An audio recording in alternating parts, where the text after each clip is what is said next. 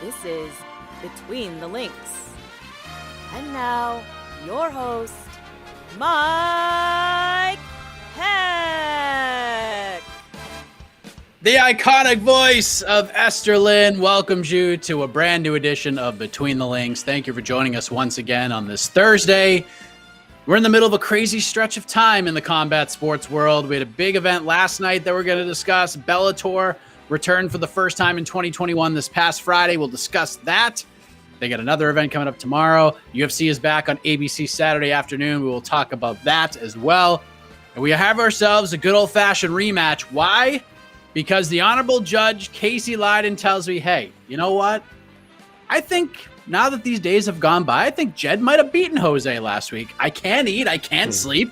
Did I make the wrong decision? So because we all care, we decided let's run it back. Let's help Casey get a good night's sleep tonight. So we introduced the challenger once again, a chance to get one back and extend his lead in the career standings. Let us say hello to MMA Fighting Zone, Mr. Jed Meshew. How are you, my friend?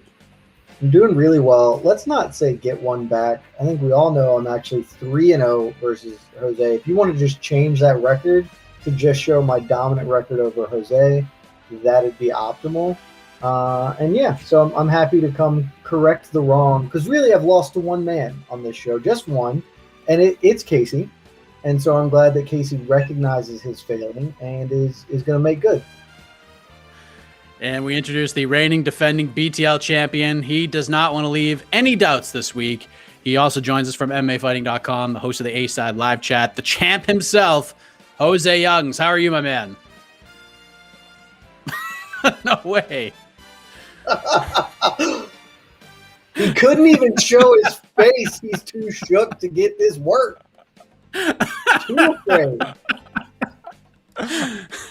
This isn't like Skype where I could see everything as it happens. It doesn't work that way. So like every time hey, there he is, the champ, back on the program. How are you, my friend? I heard Venerable Casey Leydon thinks Jed Meshew might have won, and then my entire computer shut down. So that tells you exactly what you need to know. Well, welcome back. This is the sick shirt, right? This is the sick shirt that got everybody talking. Was that the one? What do you mean the sick shirt? Look in my closet and be like, oh, that's a lot of sick shirts. This just happens to be one that was made apparent on national broadcast. So yes, this is a sick shirt, but not the sick shirt. Incorrect. This is the sick shirt, sir. Fight circus, baby, tomorrow night. Let's go. See, so much going on in the combat sports world, but let's talk about one piece of business. Let's talk about the 2021 debut for Bellator MMA, more specifically, how that event ended on Friday night, this past Friday night, that is, and what that is going to lead to. So Patricio Pitbull submits Emmanuel Sanchez in the first round. He retains his featherweight title, did so impressively. One does not just do that to a fighter like Emmanuel Sanchez. I think a lot of people expected Patricio Pitbull to win that emphatically in that kind of a way. I don't know if people really expected that, but what an incredible way to cap off Bellator 255 in beautiful Uncasville, Connecticut. Jose, we begin with you. Just your reaction to what Patricio Pitbull did 6 nights ago. Easy day in the park for the greatest Bellator fighter of all time. Showed up, did exactly what everyone thought he was going to do, and I feel like this Grand Prix, the only fighter that really had anything for him is AJ McKee, and they of course meet in the middle. They're the two best fighters in this. They were the two best fighters entering this tournament, and now they're the two best and the final two standing. So, did it to Pedro Carvalho, Pista, Juan Archuleta, TKO'd Michael Chandler, who's about to fight for a UFC championship, and everyone, they rolled out the red carpet for him. So, to people that are surprised that Patricio Pitbull basically didn't break a sweat against Emmanuel Sanchez, I say, why? This is exactly what he's done. Maybe you just haven't watched Bellator ever and you're expecting the semifinals of a Grand Prix to be some sort of competitive, but that just shows you how good Patricio Pitbull is, arguably the best featherweight in the world. I'm not going to make that argument right now because we're never going to get these fights, so it's illogical to even put that out there. But yes, not surprised whatsoever for the greatest fighter in Bellator history to, less than 4 minutes put away someone in the semifinal. So let's move on. Jed, you kind of expected this to go pretty dominantly for Patricio Pitbull. I expected him to win and expect him to put him absolutely to sleep in the first 3 minutes of the fight, but here we are. Your thoughts on Patricio's performance on Friday night? How do you think anything other than it was sensational? Like, right? Like, look, I thought he was going to win. I thought he was going to win dominantly, but I mean, these guys have fought before. Sanchez made it to the cards, and he just got to quote Demetrius Johnson, who's used this phrase like 17 times this past week. He got the bricks blown off him. Like, that was Pitbull just ran through him. So it's awesome. It sets up the fight everybody wanted. So my one quibble with this whole thing, because obviously this Grand Prix is great. I love Grand Prix. Let's do them all the time. Really pumped for Bellator's light heavyweight one that's about to kick off here in just a hot minute. The one problem is that we did ultimately get the end point that everybody kind of just wanted. So it does sort of beg the question how necessary these other fights were, because we really just wanted to see AJ McKee versus Patricio Pitbull, and it took us like a year and a half to get the fight that we all kind of wanted. That being said, the way we did get there, Pitbull 2 finishes out of his 3 fights, I believe, because Juan Archuleta hit the cards with him, but Juan Archuleta is also really, really freaking good. And McKee just, again, blew the bricks off everybody he faced. So there's even more hype for this fight. Like, that is maybe my most anticipated fight of I assume that happens this year. So of the year, like, there's not going to be a lot more fights that I'm more interested in than that one. All right, I'm glad you said that, Jed, because we got Pitbull versus McKee. It's the fight everybody wanted to see when this whole thing started, and like you said, it took a while to get here, mostly because we had a freaking pandemic that shut everything down. But we're here. So let me ask you, Jed, because you kind of mentioned we know this is a big fight. This is probably the biggest fight Bellator can make right now. But when you think of like all the big fights Bellator has had over the years, the builds to these fights, where do you rank this one overall in terms of like how big this fight actually is, like the stakes, the anticipation, etc.? Like, are you willing to say this is a top 5 biggest fight Bellator can make in like company history? Like, is that a crazy question to ask right now? No, I think that's totally fair. Biggest is obviously a subjective term, and my one sort of caveat to doing any of this, like, I think from a competitive standpoint, this is maybe the best fight they've ever put together, and they've got a couple of really good ones there, especially some kind of champion versus champion style fights that they've done. Diego Lima, Gegard Mousasi, like, that's a really high level skill fight. I mean, Pitbull Chandler, really high level fight there. But I mean, I think this is, as far as like in weight, like interweight class, this is amongst the best fights they've ever had in that regard. I am not entirely sure how big it is from a promotional standpoint. Obviously, this is the culmination of the Grand Prix. This is their greatest fighter ever against the hot prospect in the sport. I think there's a lot to get behind here, but I'm not entirely sure how much the general public is pumped for this fight. Neither guy really has a huge following in that regard. So, if you want to go biggest, it probably pales behind. I mean, certainly some of the other kind of marquee names that they've had come through the doors of Bellator. But as far as the combination of high-level mixed martial arts, names that matter, kind of what this means as far as, and frankly, the winner of this could potentially be the best featherweight in the world. Like Jose said, loath to give him credit, but he is right in this regard at least. We're never going to actually know the answer to that. But I think all those factors together, that makes this, to me, definitely one of their top 5 fights in promotional history. Agree or disagree, Jose? Is this a top 5 fight ever in Bellator? Like, again, and I know who I'm speaking with right now, and I know, especially in this day and age, the fight isn't a fight until both guys enter the cage and the ring announcer does the ring announcing, and we get a bell. Okay, I understand all of that, but in terms of, let's just say everything's rosy, we get to the fight, all of those things happen. Is this a top 5 fight in Bellator history? In terms of competitiveness, 100%. I'd probably put it right up there with like the Michael Chandler Eddie Alvarez rematch, even the trilogy that was supposed to happen but never obviously fell apart. Pitbull Chandler kind of felt like a fight for the greatest Bellator fighter of all time, considering that was a champ fight.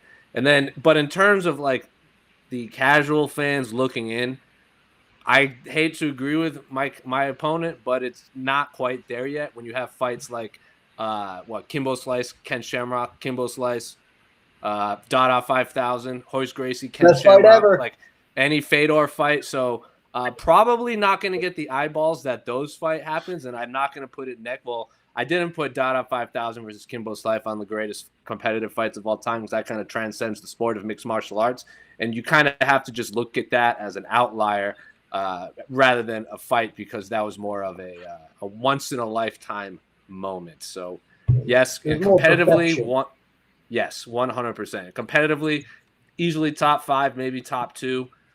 This is just a culmination of a perfect storm. But in terms of the casual fans tuning in, I don't think it's gonna reach the masses, unfortunately. What can Bellator do? Like me and AK on to the next one. We basically said like they need to like do that, put that stare down on all of these cards moving forward for like the next several weeks. Like just pump it, and then by the time we get to May 7th, which is like the best card of all of them, because we got the bantamweight title fight, we got Apache Mix versus James Gallagher, we got Yoel Romero versus Anthony Rumble Johnson. They just added Valerio Lareda, who's becoming a star for them, to that card.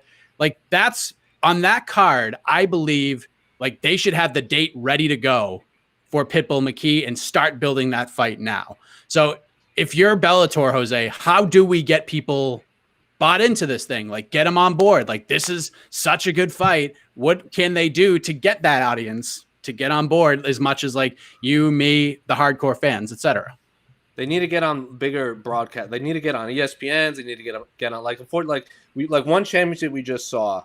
They have all their fighters showing up on NBA on TNT. Like you see Demetrius Johnson, Eddie Alvarez, like rolling with Shaq and Charles Barkley. So people that only watch the NBA are now going to see these things. We're seeing the same thing with the AEW wrestling, where they're showing up on these big major networks with these big major superstars.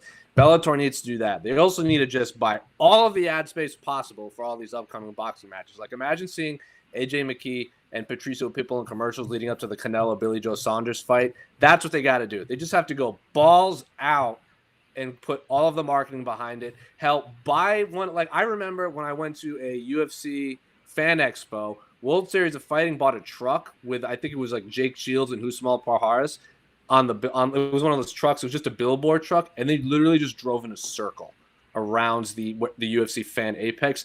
Do that. Park one outside the UFC Apex. I mean, Chris Cyborg did that when Amanda Nunes fought. Do everything possible. Help buy a tank, DX style, and roll into the UFC Apex and just park it in front of it. Just do whatever you want. Do whatever you can to steal some of these eyeballs because and also put all of the fighters. Sign Alistair Overeem and Junior Santos and have them rematch in the co-main event. I don't care. Fill this card up and make it a priority. Don't make this a one-fight card like Bellator has been known to do. Load it up. Put as many possible fights that aren't in Grand Prix or title fights and stick it on this card and get as many eyes as possible watching AJ McKee, Patricio Pitbull, and then put them out there, run them through the car wash at ESPN, get the tank, get the truck, put them on everything. Just go do whatever you can. Hell, buy ad space for Fight Circus 3. Maybe Jed will wear that T-shirt too, and then we can move forward from there. I was gonna say, Jed, and like for the phone booth fight, you just put like a picture of Pitbull on one piece of the phone booth, and you put a picture of AJ McKee on the other piece of the phone booth. Like, how would you do this? Like, what does Bellator need to do to like just milk everything out of this fight? I think Jose touched on something at the end there, which is they need to get me involved because I will be an irrational cheerleader for bad MMA. So maybe they could get me to be an irrational cheerleader for good MMA. More seriously, they need to promote. And it's really infuriating to me in a lot of ways that we have to discuss like promotion as if it's a novelty and not the core responsibility of these organizations, because the UFC has never really done a great job of promoting anybody except for themselves. And Bellator seemingly kind of has a similar vibe in a lot of ways. Like, I think a lot of things previously mentioned are good. You can't go all in on this just because even if you do, I actually like if you go all the way in and leverage every single piece of anything you have for this fight, one, that creates the opportunity for like a Kimbo Seth Petrozelli, just cataclysmically awful thing to happen. No contest ruins the taste for everybody. Two, at that point, you really are kind of hoping AJ McKee wins because Pitbull is a little older. Pitbull maybe closing in on that period of the time where he decides he wants to leave the organization, try his hand in the UFC before his career kind of starts to turn. So you're really hoping AJ McKee wins that, and that's a bit of a gamble. But every card you have, this needs to be front and center. You need to be talking about it. You need to have that stare down, like you mentioned. I think you do need to branch out with your promotion and just build it. Like, promotion requires you to get people interested in a myriad of ways, and they need to do that. I'm not as sold on the idea that they should get in front of like all these boxing cards. I think some of that will help. I think absolutely doing the media push, making, ESPN cover this more just to get as many casual eyeballs in front of something as possible. That's going to help. I think you do have to pair it. You don't necessarily need to really backload a card with major, like all the stars, but you need to pair it with the biggest star you can proffer. Like, obviously, Kimbo, RIP, like, he would have been the optimal person to put on a card like this. But without him, maybe you can get Fedor. I'm not sure that that's doable or that's where you want to go. Chris Cyborg might be like the excellent kind of middle ground there of somebody who's going to draw eyeballs for ancillary reasons to get them on this. And then be creative. Like, pay UFC fighters to talk about Bellator in their interviews. You can't put a Bellator logo on them because we're going to talk about shitty Venom in like a hot minute here. But you could be like, hey, John Jones, what if you just tweeted about Bellator a lot? You want to tweet. You really like to tweet, and most of it's trash. What if in the middle of you doing these bad tweets, you also were just like, man, I'm really pumped about the Featherweight Grand Prix. Like, get creative with it. Get more people interested, because this is what you do it for. In the end, if AJ McKee wins, he is a bankable star. And if Pitbull wins, he's your best fighter ever. You want to have as much behind him as you can get in a lot of respects. Last thing on this, we've already had discussions on this show, and it was mentioned a couple of times by both of you guys about like where these guys would rank in the world at 145, depending on who wins. But, we got this fight coming up.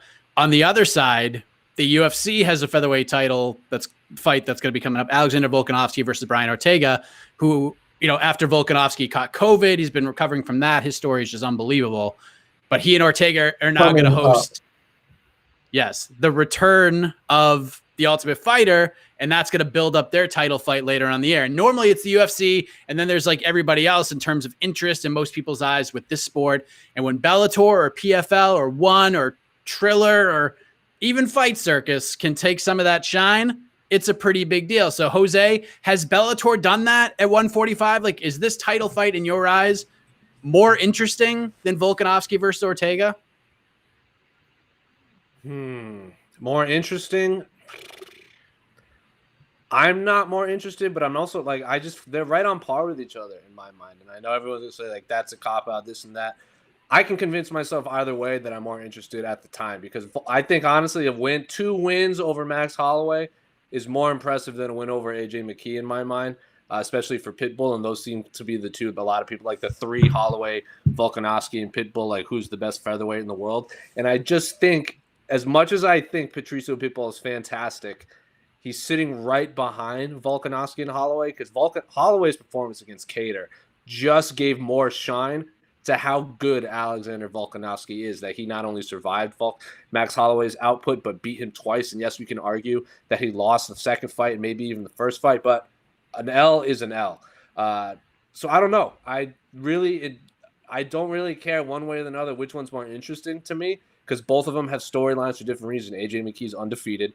Brian Ortega pieced up the Korean Zombie in a fight that I thought Korean Zombie would absolutely dominate on the feet.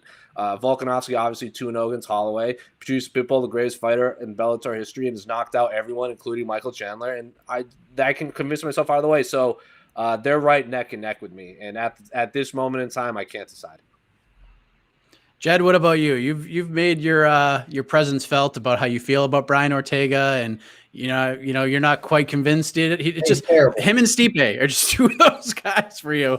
But I mean, like, when you look at these fights, like, which one interests you more? Is it Volkanovski versus Ortega, or is it Pitbull versus McKee? It's definitely Volkanovski Ortega. Like, look, don't get me wrong. Pitbull McKee, one of my most anticipated fights this year for a lot of other reasons, and the in-cage product will be fascinating.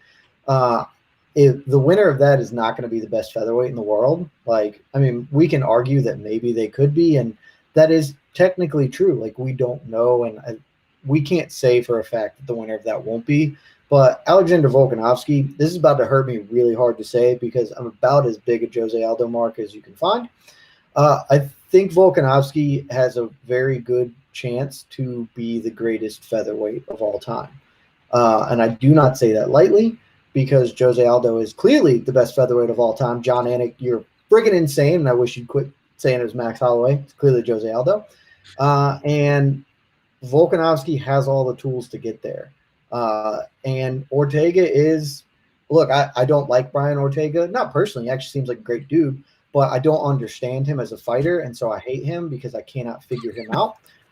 And because I can't figure him out, and also maybe just because of what I can understand about him, I think he's the most interesting test for Volkanovski. Holloway in the rematch was super impressive, the way he adjusted.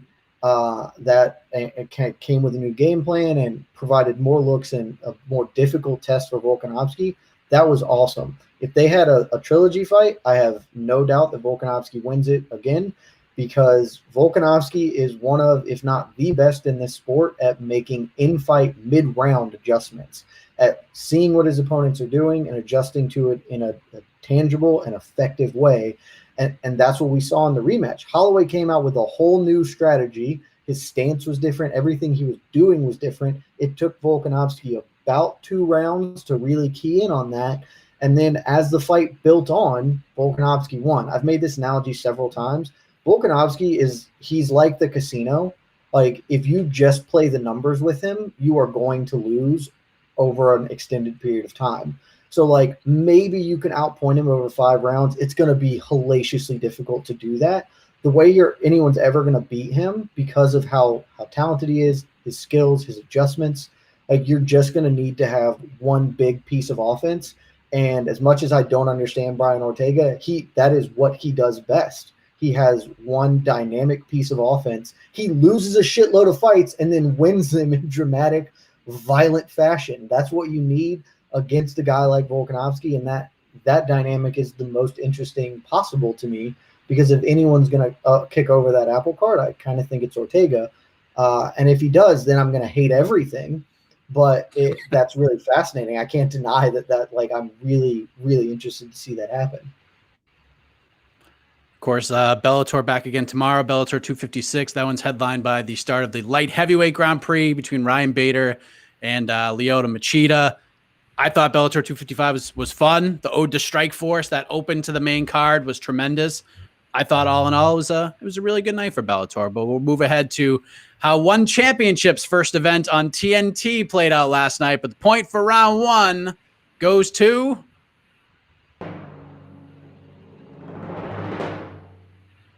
the ringmaster of the fight circus himself, Jed Meshew, on the board, 1-0. A fun opening round, but we go from fun to, depending on who you speak with, not so fun. Last night, 1 on TNT 1. The main card kicks off with former UFC lightweight champion, a multi-time champion, almost every organization he's fought for. Eddie Alvarez takes on Yuri Lapicus. Alvarez lands a takedown. He's throwing a barrage of punches and strikes.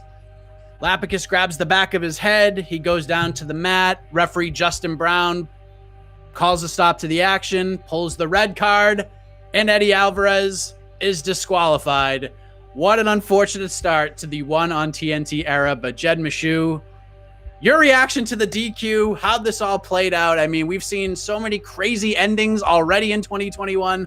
How did you react to this crazy ending? Yeah, that was unfortunate for one. Just real quick, shout out to one who put all their promotional heft behind Demetrius Johnson and Eddie Alvarez, and then Eddie gets himself DQ'd and DJ gets bolted. Just what the MMA gods are fickle as hell, and it's funny as shit. Like, every time somebody's really trying to take a swing, they just slip on the world's biggest banana peel, and that was awesome. As far as the DQ goes, I have no idea if that was legit or not. To be clear, I'm sure that Lapalus was hurt. I do not know that those punches were to the back of the head. Many of them did not look like that. Maybe a couple were. How actually efficacious those were, like how much those affected him, are questionable to me, just because of the manner they were thrown. Their arm punches didn't really look like he hit a lot there. So I'm just not really sure. I didn't like it. I think, my stance has always been, if you do something and it's illegal, you should lose the fight if the guy can't continue. So on that ground, sure. I question, this is not a Petr Yan, Aljamain Sterling clear-cut illegality. I have serious questions about how illegal those strikes were. But end of the day, the ref is the arbiter. He pulled the red card, said they were illegal, so the DQ is fine. Just really unfortunate and not anybody's idea of good. Jose, your thoughts? And on top of that, just hearing Chatri say, you know what? I've watched the fight. Upon further review, yeah, Eddie landed some illegal shots. Like, what did you think of this whole situation? My God, it was just absolute tomfoolery and skullduggery all around. Like, it's unfortunate because, like, Chatri, we've all seen the interviews where he promotes his style of promoting was like we are legitimate martial arts, and we promote like respect and honor and this and that. And then the first fight on TNT is a disqualification for a fighter breaking the rules. Like, just steer into the crash right there. And then Eddie Alvarez promotion was saying they get 1 billion views. Is that not right? Well, there's lying and then there's promotion. And then Eddie Alvarez's headset didn't work. I don't know if you guys saw that, but his headset didn't even work, so they're trying to ask him questions, and he's just standing there like with his arms folded, looking like he didn't want to be there. So their big fighter that was just rolling around with Shaq on NBA on TNT and getting this big rub gets himself disqualified. All the fighters say it's ridiculous, and it's a ridiculous disqualification. And then they have audio issues right out of the gate. Like, it is just unfortunate, absolutely all around. Eddie Alvarez is what? Like, what is he, like 1-2 in one championship, and one of them he gets like destroyed in the first fight, and then he gets himself disqualified in his third fight. So Eddie Alvarez is just snake bitten at this point, fighting for one championship. It's unfortunate. It's ridiculous. And the fact that it's happening so close to the Petr Yan, Aljamain Sterling disqualification, and Aljamain Sterling is now congratulating Yuri, saying, like, congratulations, you've graduated from Aljamain Sterling's acting classes and this and that. It's just like a perfect storm of crap that's all happening in the MMA world right now. And I really hope that the payoff is nothing bad happens at UFC 261, because that would be real unfortunate if one of those fights got disqualified too. But I feel bad for Eddie. I feel bad for Yuri. Sucks that happened to one championship, but dems are the breaks, kids. You break a rule, you get disqualified. I would have preferred maybe a yellow card if they're going to do this whole card system thing. A lot of fighters were saying, like, how come we didn't get warrants and this and that? I get it. Just sucks all around. Did you see JDS's tweet? Because that's my favorite one. What did it say? I didn't see it. Some dude was like, he got punched in the back of the head. He's like, yeah, imagine getting elbowed in the back of the head. It's terrible. It's like, dude, you are really hanging on to, I lost to Cyril Gane because I got elbowed in the back of the head, not because I got obliterated right before that. Okay. Keep beating that dead horse. A lot of fun fighter takes from last night. Yes, I did see some of them. I did miss the JDS one, but I will say I spoke very briefly to Justin Brown, the referee, this morning. He's not able to comment about anything that happened last night. He would be cool with it, but he hasn't really cleared it with one, so we don't know what he was thinking, and he's not even willing to tell me about it off the record, which is fine. But so all of this is happening. We're trying to digest it all.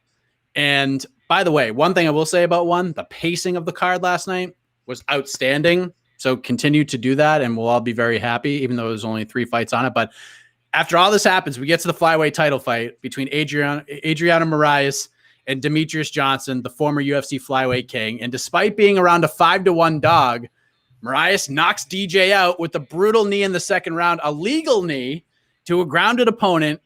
And after DJ's interview with us ahead of the fight, talking about the Jan versus Aljo ending and how much he likes strikes to the knees to grounded opponents, so they should change the rules. That was just wild to see. But Jose, Moraes was a really sneaky pick amongst the MMA betting community last night, and he comes through in a big way for them. What did you make of his performance, and what stood out to you in the fight outside of him just kneeing DJ unconscious? What stood out to me was the fact that he was like 7-8 inches taller than Demetrius Johnson.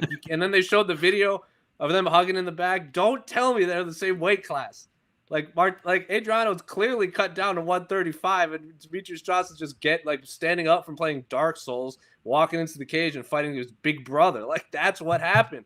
Demetrius Johnson, it just shows that you can be the greatest fighter of all time in your weight class, arguably the greatest fighter in the history of the sport, but you add a new set of rules that you haven't fought with for most of your career, and then on top of that, you have a guy that's like 7 inches taller than you, who's heavier than you, has an elite level black belt, elite level grappling, and you can get blasted in the face when your butt's on the ground. It's like Demetrius.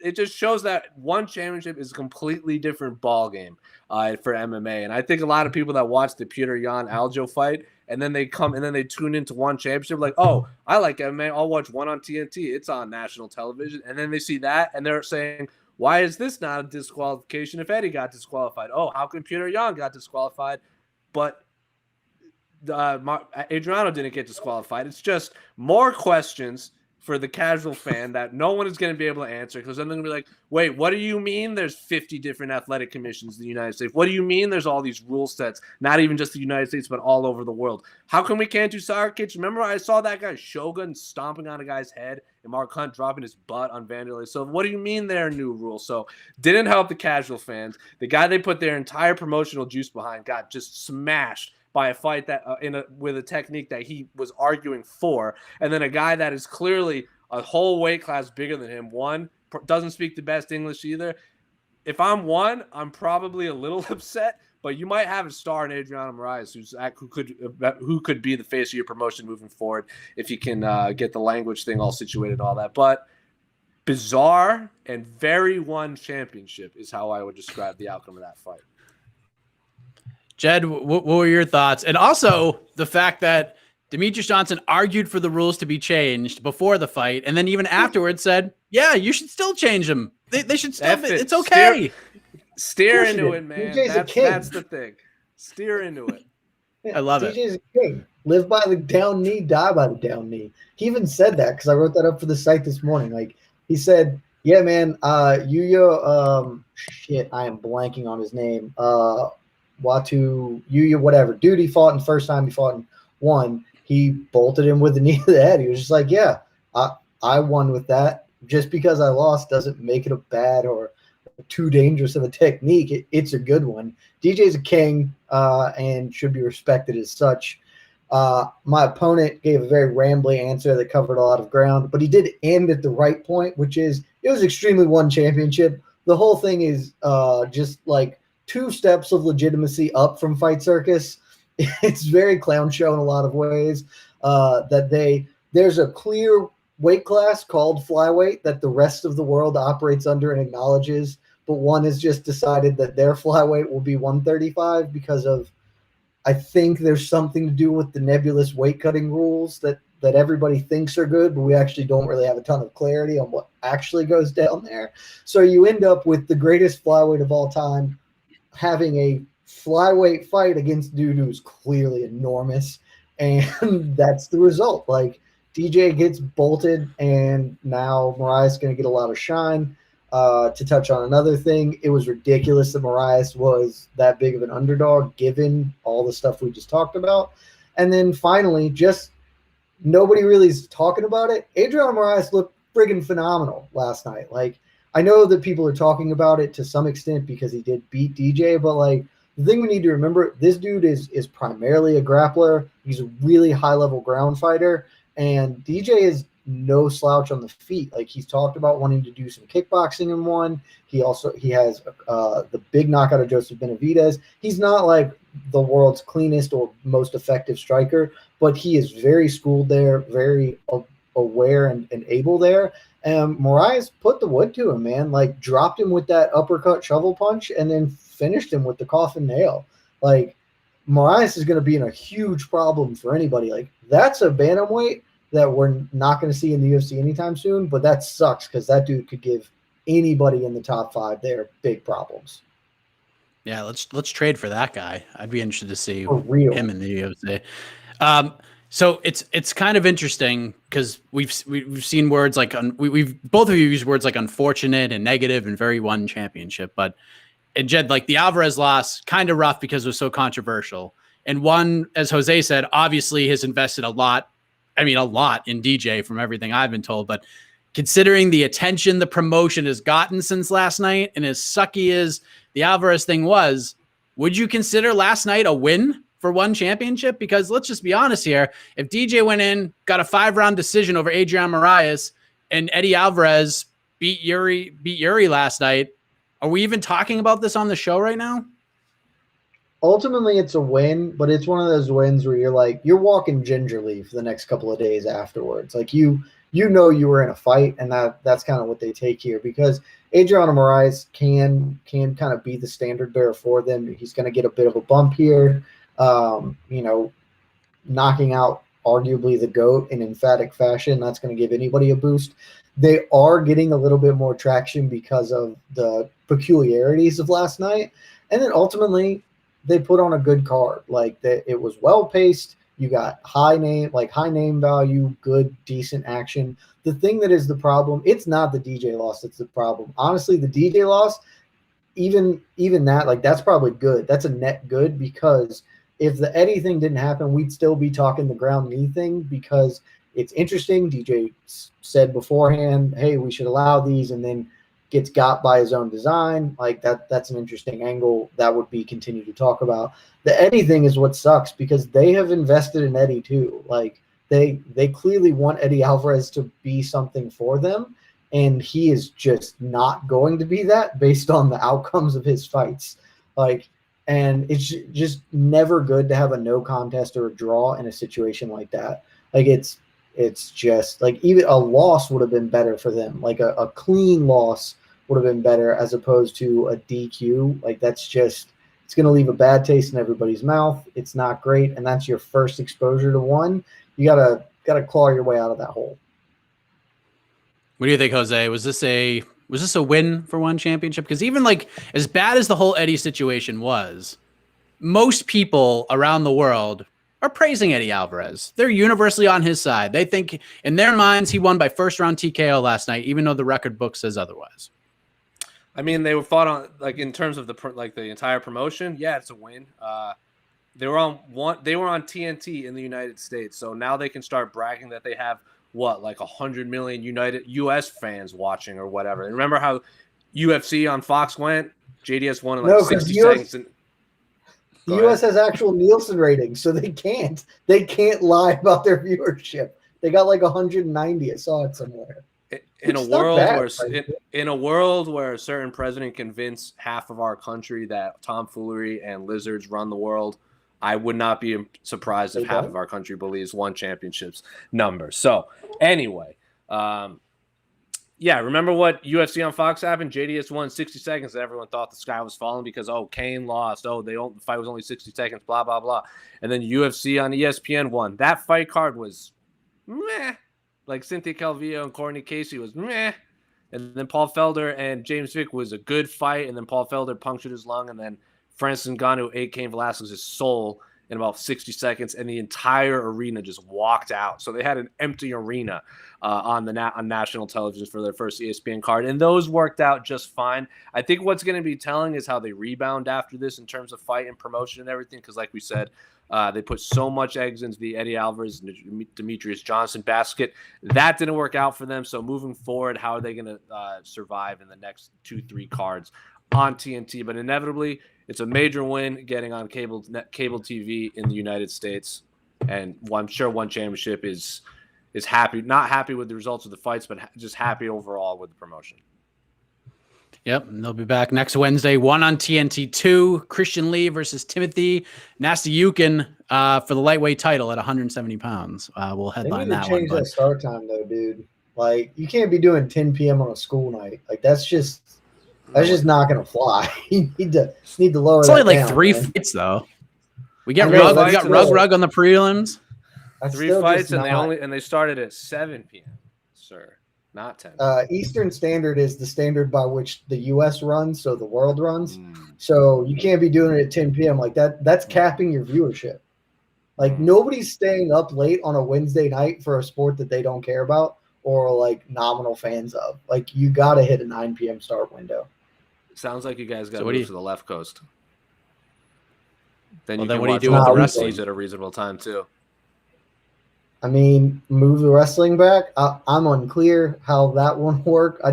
They are not maximizing their viewership potential at a 10 p.m. start time. I don't think it would be the worst thing to put it maybe before AEW, because remember we would always complain about Bellator would lead into cops. Now you have a built-in thing where like one championship can lead right into AEW. So imagine people tuning into AEW get to see the end of that DJ fight. I think that would be the better solution right there.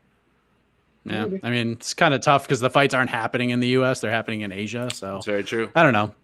Yeah, I don't know. Props to Casey Lydon. That wasn't my good point. Eastern time zone. So, like, I don't care if they have to fight at 4 a.m. The UFC does it all the time. That's true. But listen, all in all, interesting start to this new chapter for our friends at One Championship. But the point for round 2 goes to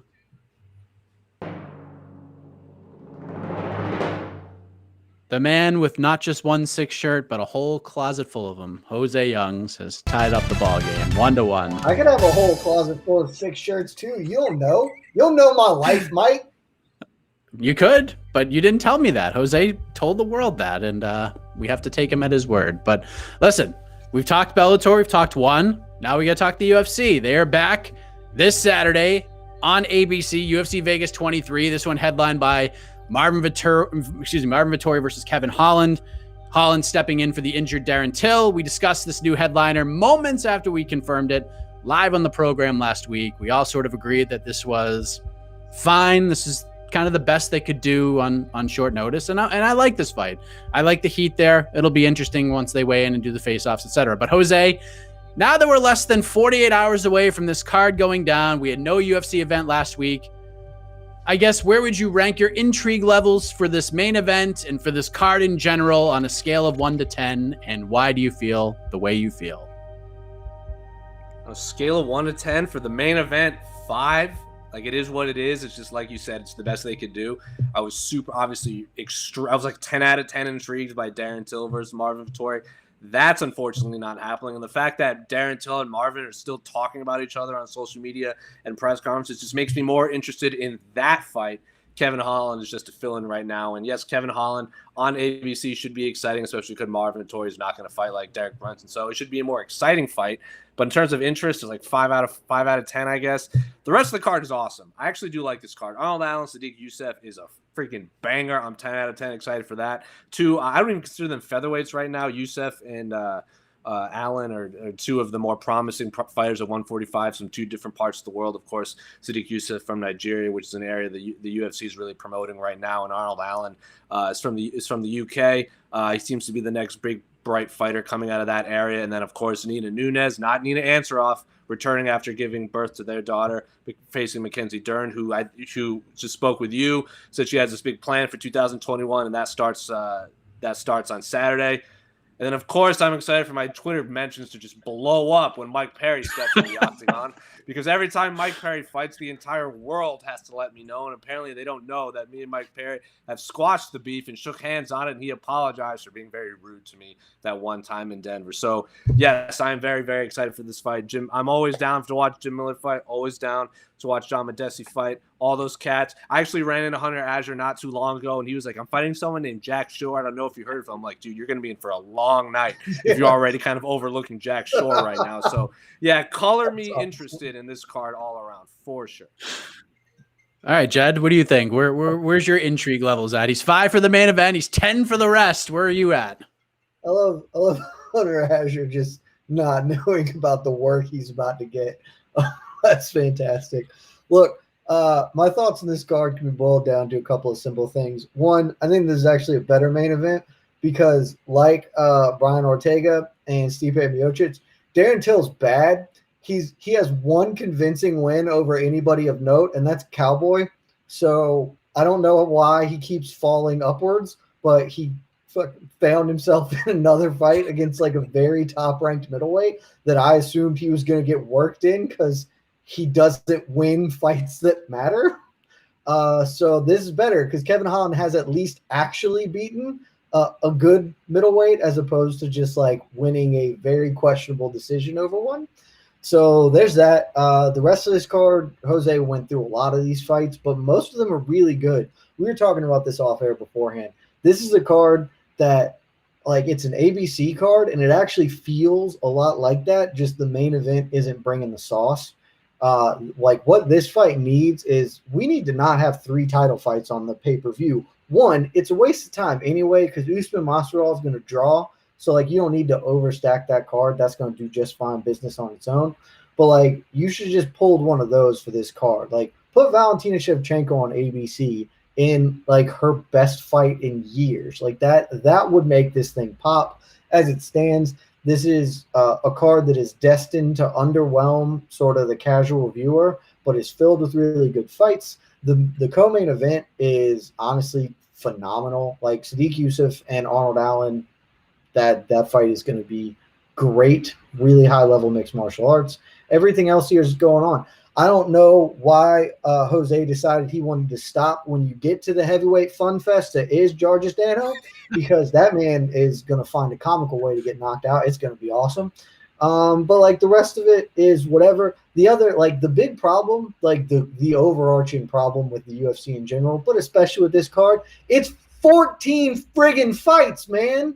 Why? We don't need 14 fights. You could cut 4 off this card and nobody would be sad about it other than those fighters in the fights and their immediate family. We got to stop doing this. I would love to have free time. Like, as a person who covers it, I have to. But as a fan, like, you should just want them to not do this shit. This is way too many fights for a card that isn't that good.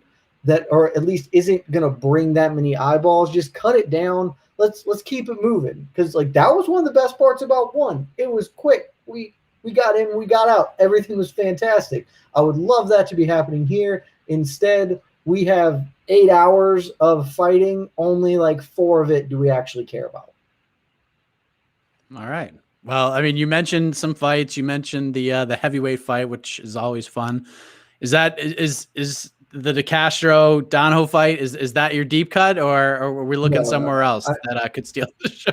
I mean, that's probably a deep cut just because like nobody's talking about Yorgan De Castro versus Georges Dano for a good reason, mind you. I don't want to pretend like you should be talking about this fight. I'm the guy wearing a Fight Circus t-shirt. Of course, that's the kind of stuff that I'm going to get my jollies up with. But like the fight I am low-key the most looking forward to, you know where I'm going with it, baby. It's middleweight, and we're going to have the middlingest middleweight fight that's been since the last time I talked about a middleweight fight on this show. On the main card, Sam Alvey, who is just a very interesting character inside and outside of the cage. He's taking Julian Marquez on. Marquez maybe has the worst fight IQ of anybody I've ever seen, like ever in fighting. And this fight is going to look like Sam Alvey not doing anything for a really long time and somehow still winning this fight for like 13 minutes. And then Julian Marquez is going to knock him out somehow with like 2 to go. It's going to be awesome and comically terrible in the best way possible. That is easily the thing I'm the most looking forward to from a ridiculous standpoint. All right, Jose, what's your deep cut fighter or storyline that could steal the show on Saturday afternoon in beautiful actually Saturday morning in Las Vegas, super early, 8:30 a.m. start time over there? Yeah, well, the Mike Perry Daniel Rodriguez fight, regardless of what people think my feelings are on Mike Perry, that fight absolutely rules. But that's not really a deep cut. The first fight of the night, Impa Kasanganay versus Sasha. Not even going to try to pronounce his last name. Impa Kasanganay, of course, was on the receiving end of that very violent head kick knockout by Joaquin Buckley, the one that everyone saw Kanye West even remix. So anytime you can tie Kanye West into the sport of anything, people are going to be talking about it. So this is his first fight back. And I run MMA Fighting's Instagram page, and Sasha comments on almost everything we post, and it's usually arguing against the fighters. So if like a fighter is saying like, I want more money, Sasha's like, well, then don't sign the contract. It's very not what you would expect a fighter to say. So I'm very much looking forward to watching him fight, just because I felt like I've interacted with this man so much, and none of it has been through Jose Young's. It's been all through MMA Fighting's Instagram page. So I'm very much looking forward to that. And then my opponent brought up Sam Alvey, who just fought to a draw on Fight Island. The guy he fought to a draw is fighting so much further down the card. He was like, Dang Jung was 15-2 when he fought Sam Alvey, something like that. Had like 12, 13 wins in a row with a bunch of couple knockouts in the UFC. Fight Sam Alvey to a draw, because Sam Alvey is the most bizarre fighter in like the middleweight. And he's going to, what's that, a middleweight, light heavyweight, regardless, whatever it is. It's weird. It's a real weird situation. William Knight, of course, is an interesting cat too.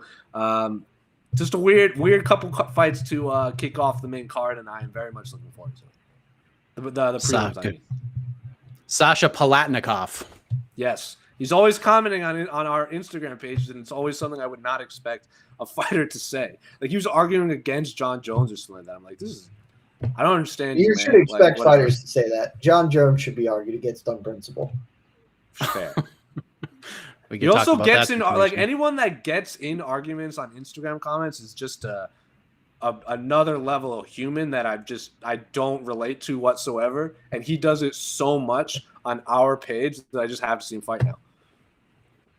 There you go. That fight 170 in Kasanganay, and I drop into 170 for that one. So 11:30 Eastern. We'll see what happens. That means our pre-fight show is going down at 11 a.m. Eastern time. So get your coffee ready. Nice, bright and early on Saturday. Preview show tomorrow, of course. We'll have you covered for that card. But point for round 3 goes to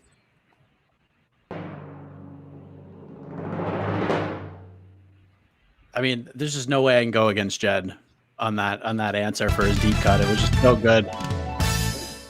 I mean, that fight's just gonna be ridiculous. Like, the most bizarre fighter versus the dude with the worst fight IQ. There's no way the outcome isn't hilarious. Well, listen, now he's got that. Marquez now has that James Krause cheat code, so he's already got one fight down. Let's see what he can do. And I didn't even mention the fact that Marquez is going to win, and he's probably going to have some real weird Miley Cyrus follow-up shit to come in. Like, that fight is going to be bananas. Yes, it will. Yes, it will. So, speaking of bananas, we head to the final round of regulation, and the UFC and Venom era has officially begun. We got the new kits. We saw the new gear revealed on Tuesday to everybody. The pay structure was also revealed since we last spoke, I believe. And the gear has been met with mixed reactions. Some love it. Others think it's just okay. And others think it's basically Reebok with fangs on it. So, Jed Meshew, what do you think, my friend? If you were a UFC fighter, would you be happy with the new Venom apparel? Would you be happy with the new deal? What are your thoughts on this whole thing now that you've seen it with your eyes? No, I wouldn't be happy with it. It's Reebok with fangs, which means it's an improvement, because as dumb as Venom is with its name, that's terrible. Their logo is at least like cooler than Reebok's logo, even if it is far less well known. So maybe there's a give and take there. But like the gear looks the same. We shouldn't be surprised. The UFC has no creative apparatus behind it, frankly. Look what they did with the friggin' BMF belt. Like, the one time they stole a good idea from one of their fighters, they then immediately put forth the most generic trash ass title they could muster. Like, of course they're not gonna build a better fight kit that's more interesting. They're gonna just palette swap that shit and throw some fangs on it. Like, it's what we should expect. It sucks. You should never be excited about it. Like, honestly, one of the things that's the most fun about watching One or friggin' Bellator is the like different uniforms, because there's at least some level of personality to them. So the gear sucks. The pay structure, I think we did talk about it at the end last week. The pay structure is arguably worse. I know that monetary, like from a straight number standpoint, it's better. But if you factor in inflation, it's actually not even as good over the period of time. So they should hate that. And they should really hate that they have had no say in any of this. Like they didn't get to bargain for this. They don't get to do anything cool with their fight shorts. Hell, Bryce Mitchell posted about it. Like, he had to go through hell and high water to get himself some camo Reebok gear, and then they ditched Reebok, and he's going to have to do that whole damn thing again to get Reebok shorts from Venom. Like, it's just, it sucks. It's one of the worst parts about the UFC. They're creatively bankrupt in the most obvious, visible ways. And so no fighter should be pumped about it because nobody should be excited about it. It is what it is. All right, Jose. I knew Casey was going to play that sound effect. No doubt about it. Jose is just waiting for his chance to respond to the Venom gear. What are your thoughts? It's unbelievable how little I care about how the Venom fight kits look. I just don't care. Like, pay the people more. I don't care if you give them like burlap sacks and it's all just a different shade of beige. I just don't care what they look like. Just pay the fighters more. And yes, everyone can complain that they don't get to be creative, but I've heard I'm sure there are fighters, and it's just not on my radar. Everyone that's complaining about it is the people that like, oh, I just want to go buy my favorite fighter's t-shirt, and then I can't wear it now. Go buy it directly from them. Robert Whittaker's selling shirts for like $80. Go drop $80 on a Robert Whittaker shirt if you want it from his store, and he gets all of the money, and the UFC gets none of it. Yes, it's unfortunate that they can't wear what they want to wear inside the UFC octagon, because we all want to see cool and awesome entrances. We all want to see all of that, but it's just, I do not care. It's unbelievable how little I care what these fight kits look. Are they functional? I hope so, because remember when the Reebok fight kits came out? I think it was Valerie. What's her name? Yeah, the women's were trash. Yeah, like her top kept coming up, and then like Uriah Faber's shorts kept falling down against Dominic Cruz, and people said it was, and they were spelling everything wrong. I don't care what they look like, as long as a few things: they fit, they work, and they're not falling down, and you pay the fighters more. If you want to make all of them wear either pink or mauve, so be it. I do not care. If you want to let them wear cool Akatsuki outfits all the time, cool. I know Michael Venom Page did it. I know Roxy's done it in Invicta. I know Angela Hill's done it with their cool Wayans. And yes, it adds character, but we are seeing so few new characters in the UFC that I don't even think fighters will take advantage of it. Everyone's like, oh, I want to see him wear this and that. I am willing to bet that very few fighters will take advantage of the fact that they will have less handcuffs on them for their creativity, and they'll probably just put a bunch of other stickers and look like a NASCAR racer again, which is fine as long as they're making more money. That's all I care about. Aesthetics are so low on the totem pole in my mind. Just give them more money. Okay, so there are a few times in a Where's host my career. Applause or boo? Where's my applause or boo? I know you want to boo me, Casey. Give me the boo. Give me the wah wah. There you go. There you go. Don't be afraid to just give me that noise. I would like to rebuttal against Jose just very quickly. You sir can. I hope they misspell names, because one of the great regrets I have in my life is that I didn't buy a Giblert shirt. I don't give a shit about the UFC jersey thing, but I would absolutely love to own a Giblert shirt, because that is a great piece of random ass MMA arcana. Like, that would be awesome. All right. So there are a few times in a host career where they take what I like to call like calculated risks. Like, do I ask this question? And this is one of those questions where I weighed the pros and cons, and I was like, how is this going to go? And we got two terrific answers. But the real reason, like, I was hoping that Jose's response would go the way that it did is because I wanted to get your take on something else, because right before we hit record, I had just listened to something on Twitter because everyone's talking about the promotional pay with the Venom deal, and Jose talked about the fighter pay, and that's great. I think everybody's with that. But Joe Lozon was on Sirius XM the other day, and he was asked about the deal. It was on Tuesday, as a matter of fact, and he said essentially, and I may be paraphrasing a little bit, with this Reebok deal, there's like a reason that Nike wasn't selected, that Under Armour wasn't selected. Reebok offered the UFC more money. And, you know, basically said, like, you know, we had someone that was willing to give us more money than anybody else. And when the stuff got released and we saw the pay, we weren't happy with it. So we ran their name like down, we flushed their name down the toilet. So we basically got what we deserved, because after the way we treated Reebok and reacted to the Reebok deal initially, it kind of crushed us for the future. Cause like, who would be excited to like get on board with the fighters if the fighters just going to dump on everything? So I'm curious, Jose, like, what do you think of Joe Lozon's view on all this from like a fighter's perspective? That, yeah, sure, the fighters should make more money, but he's basically saying like, it's our fault we're not, because we shit on the deal to begin with the first time. I 100% get it, because I remember I was working for another site, and one of the things I had to write about was I had to go through the comments on Reebok's Facebook page, like the week of the deal came out and the pay structure and everything came out. And I remember Brandon Schaub came out and retired because he wasn't going to make as much money with the Reebok deal. They could post anything they wanted. They could post like, we're hosting, I think someone was like, oh, we're hosting the CrossFit Games. And all of the comments were about the UFC deal. Nothing about the actual thing they're promoting. So I completely get where Joe Lozon is coming from, because he's right. Not only the fighters, but the fans were just trashing on it so much that Reebok probably got scared. Nike got scared, and everyone got scared. And the UFC's like, oh, Venom, come on down. You're the only one left. You're the only one willing to do business with us. Doesn't surprise me whatsoever. And Joe Lozon is a very bright man. He's the former co-host of the A-Side, fellow Bostonian. I agree. Jed, your thoughts on a fighter's perspective on this? Joe Lozon's never been more wrong about anything in his entire life.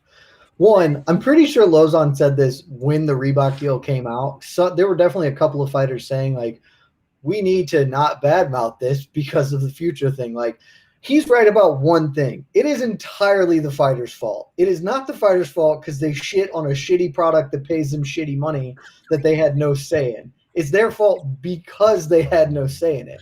Like, if they had unionized, if they had gathered in any meaningful way, then yeah, they would get to dictate these terms or at least be involved in them. Like, the way to fix this thing has always been fighters get a piece of space on the uniform where they can promote their own thing. But they can't even negotiate that because they're not even at the table. They're not in the building. They're not in the area code of being at the table.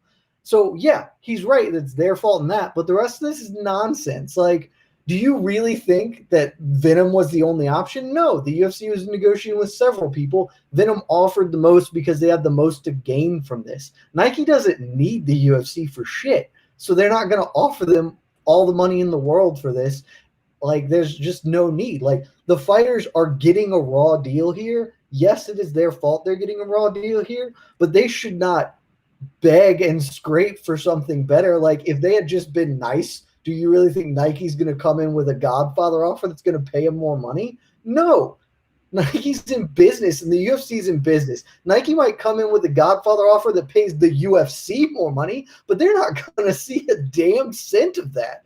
Like, this is the most charitable view of the UFC's business negotiations I've ever heard of. Like, yeah, the fighters screwed this up, and not they're the victims of what is clearly terrible management negotiation aimed at exploiting them, the workers. Like, no, this is terrible. This is awful. He's all the way wrong. There you go. Some different views.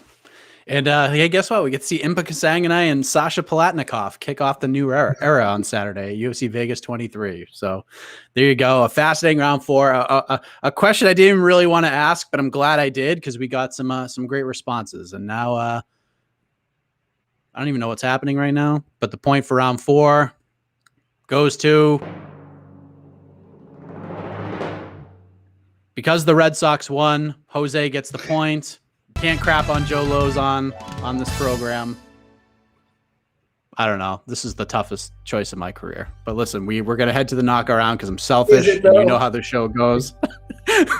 Listen, you know, you can see it in my face. But listen, one question decides it all. There's not going to be any doors this time, Jose. It's just going to be a straight question.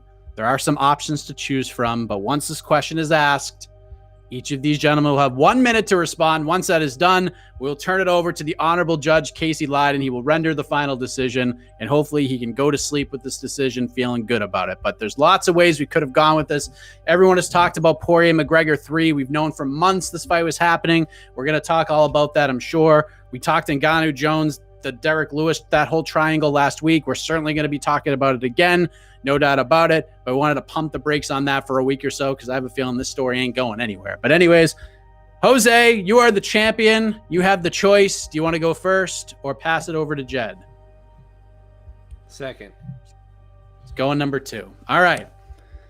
We have one category, Jed Meshew. There's only one door. That door is upcoming UFC Fight Night main events. All right. So after this Saturday, Mr. Meshew, next week, we got Robert Whittaker versus Kelvin Gastelum. Then we get 261. That's out of the equation for now. May 1st, Dominic Reyes versus Yuri Prochazka in the main event. Week after that, we got Corey Sandhagen versus TJ Dillashaw. After that, we get the pay-per-view. And then we round out May's fight nights with Rob Font versus Cody Garbrandt. And look, it seems obvious what the correct answer to this question is, but let's have some fun, Jed. Which one of these upcoming fight night main events that I just listed interests you the most and why? And I also want to throw out a little caveat that whatever fight you choose, Jose has to pick a different fight. So this could slightly be in your favor, to your advantage, Jed. So 1 minute on the clock. You heard the main events, the upcoming fight nights through May. Your time starts right now. So I don't know that there's an obvious answer because all these fight night main events are actually really fun fights. I'm going to take what I think you're referencing when you say is the obvious answer, just because it is actually the most fascinating for me, and that's Corey Sandhagen and TJ Dillashaw. I mean, look, Dillashaw has not lost at bantamweight. Like, he did not lose his title at this weight class. He lost it when he cut a bunch of weight and then vacated his belt because he got popped for EPO. And conversely, Sandhagen looked like a monster his last couple of times out. Like, rebounded from the Aljo loss really well. Maybe is right there in contention. I think he's a fascinating style matchup for anybody. And I still think Dillashaw might have the juice to go with anybody in the world. Like, Dillashaw-Petr Yan, that fight is bananas. I can't wait to see it. We will get it at some point. But first, we're going to get this one. This is going to be super high volume, super technical. It's going to go everywhere, and the storylines coming into it are, I think, more captivating than any of the other fight nights. I'm going with that one. All right, so we go over to the champion. This is why you're the champion, Jose. This is, you get put in these situations here. We got Whittaker Gastelum. We got Reyes Prochazka. We take Dillashaw Sandhagen off the table, and we got Font and Garbrandt. So what is the most fascinating fight? What horse you jumping on? What fight excites you the most? Your 1 minute starts right now, sir.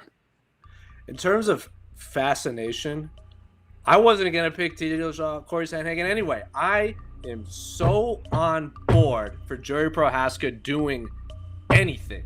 I loved him in Ryzen. I thought his fight against Volkanovski was absolutely ridiculous when he was fighting Volkanovski with his hands down and still decapitated a human man on Fight Island. They were supposed to fight earlier. That didn't happen. It gets pushed. I'm glad it's still a 5-round main event because especially with the light heavyweight division kind of being more open than it's been in like a decade, we get these all awesome fun matchups. Yes, Jan is the champion. He just beat Israel Adesanya. He's probably going to fight Golovkin after that. And then Alexander Ratchik is there too. There are fights to make at light heavyweight, and I am so on board with Yuri Prochazka versus anybody, against Adore, against Jan, against Ratchik, against, have him fight Israel Adesanya, have him go up and fight John Jones. I don't care who he fights. I just want to see him do crazy, wild, ridiculous things and knock people dead on television. Wow. You know what was so great about that answer, Jose, is I could close my eyes and just hear you pounding that table, and I knew where your hands are going to be the whole time. I mean, that was pure passion right there. And, of course, Jed, brings nothing but passion to this program, and this is why this is such a great matchup. This was the most fascinating matchup. This is more fascinating than anything else we've talked about today.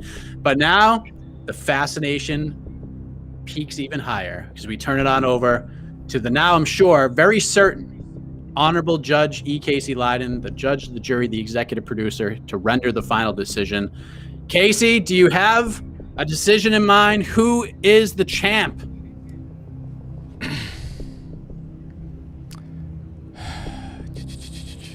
All right. Your winner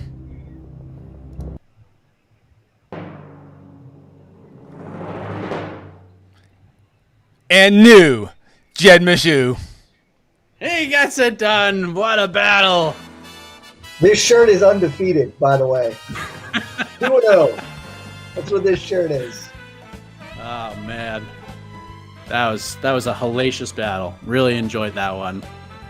I think I may have gotten the bump just because it's Fight Circus tomorrow, and I'm okay with that. Yeah. I'm okay with that bump. You know, I stood my ground. I've dug my flag into my corner. I deserve to reap the benefits. Mr. Jose Youngs did make an incredible argument for Yuri. I love Yuri. That's obviously the other good choice. Yeah, Mike, that was. Which one did you think was the obvious one? The one you said. Yeah, I kind of thought that was the case. I really debated going curveball with Rob Fong, Cody Garbisi, just because it's funny, but decided I'd try to not. There you go. Well, with that, Jed, you get 30 seconds to talk about whatever it is you want to talk about, good, bad, and different. I wonder what you're going to talk about, but you can talk about whatever you want, my friend. Go ahead. Look, I'm not going to directly talk about Fight Circus just because we did this last week.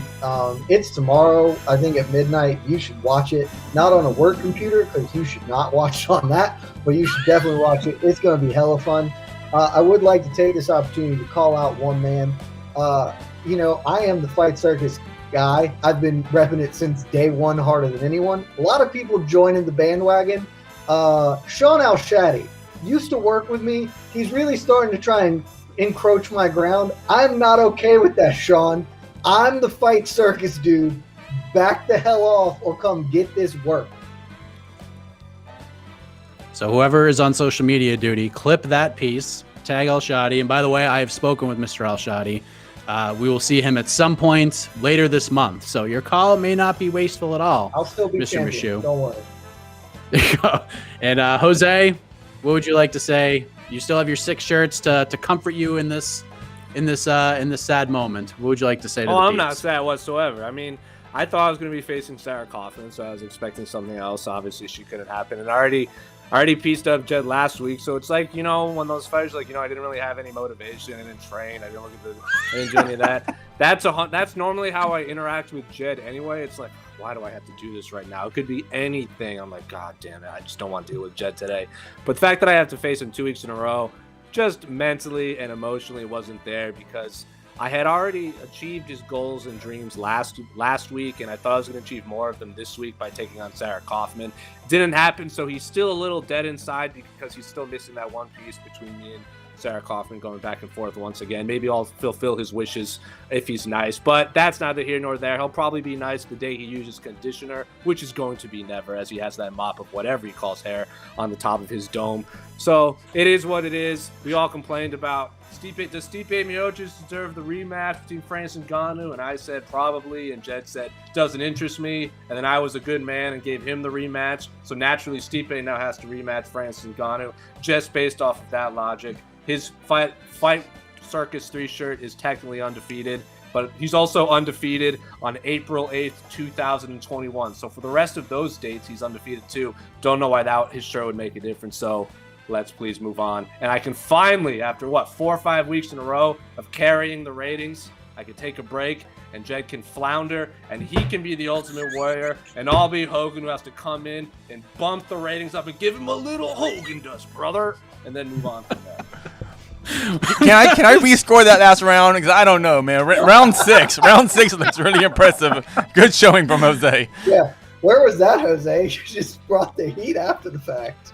Anytime I can talk about the old 90s and the territories of professional wrestling, you will lose. So that's what happened right there.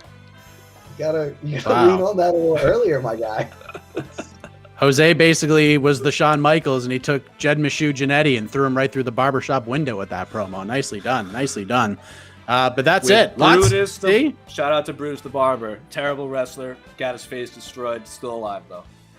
Yes, sure did. Sure did. But listen, we're done. We're getting out of here. We'll see you next week.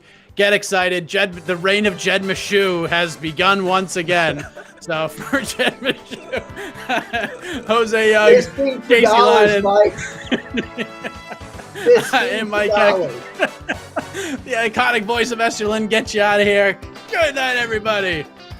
This has been Love you Between the guys. Links, an MMA fighting production on the Vox Media Network. I'm Esterlin. No, you're not. Yes, I am.